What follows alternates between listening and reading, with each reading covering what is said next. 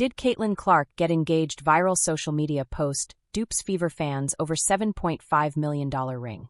Did Caitlin Clark get engaged? That's the question racing through the internet after what appears to be an AI-generated photo originally posted in May of this year of Clark and her longtime boyfriend Connor McCaffrey was inexplicably picked up and reshared. A day ago, boyfriend Connor McCaffrey proposed to basketball star Caitlin Clark with a $7.5 million engagement ring. The proposal took place during the couple's tropical vacation in Bora Bora, shortly after Caitlin Clark's loss to the New York Liberty. The caption on a post dated May 29, 2025, from an account called NBA Tracker reads on Facebook. Did Caitlin Clark get engaged? As far as anyone knows, absolutely not. Clark and McCaffrey are not engaged. It bears repeating that the post in question was shared on Facebook months ago, and Clark and McCaffrey have not commented on anything to do with it. What's next for Caitlin Clark and Connor McCaffrey? The pair have been dating since 2023 when they met at the University of Iowa. And while it's clear they're very close, and McCaffrey has been a constant on the sidelines throughout Clark's games with the Fever, whether she's playing or not, neither has commented on any changes in their relationship status. Fever Insider doubles down on Caitlin Clark injury as the search for answers continues. Caitlin Clark had last stepped on the court on July 15. In the dying seconds against the Connecticut Sun at the TD Garden, she suffered a right groin strain that left everyone holding their breath. At first, the Fever listed her as day-to-day, sparking hope she might still make it to the All-Star festivities. But that hope didn't last long.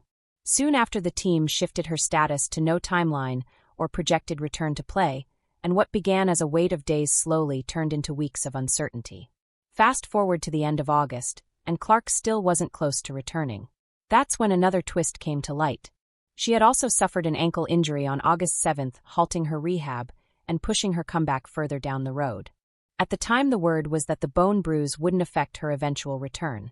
But as the days dragged on with no updates, optimism faded.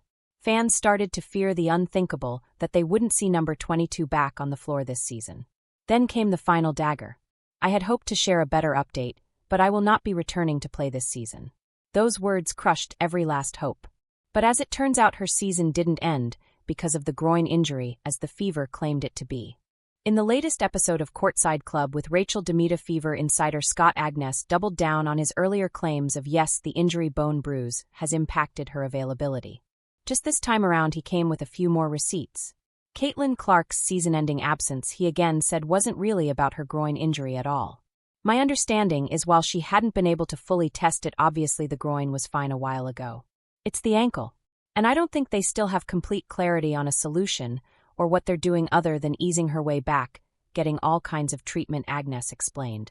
Not many knew at the time, but Scott Agnes was the first to reveal that Clark had picked up a mild bone bruise in her right ankle during an individual workout in Phoenix on August 7. He later explained on the same podcast that he first grew suspicious after Brianne January accidentally stepped on Clark's foot in the Fever's game against the Sky on August 9. Her reaction that night pushed him to dig deeper, and 2 weeks later he broke the story. Back then, though, the message from sources was clear: it wasn't serious, and it wouldn't delay her return. So why did Scott Agnes even bring this up in the first place?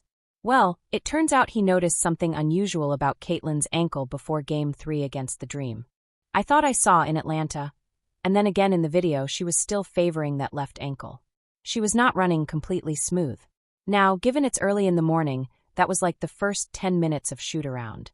She shot it well, but she has been able to shoot throughout all of this over the last several months.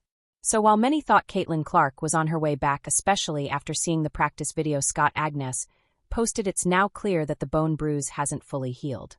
And the thing about bone bruises, they're tricky. They often linger longer than expected. Just ask Brianna Stewart. Earlier this season, she missed not one, not two, but 13 straight games with a bone bruise in her right knee. That example alone suggests Caitlin may have suffered a setback of her own while trying to work her way back. Still in all, no one knows anything for certain right now. That said, one of her teammates has already stepped up, vowing to shield Caitlin from the constant physical play that comes with being one of the brightest stars of her generation.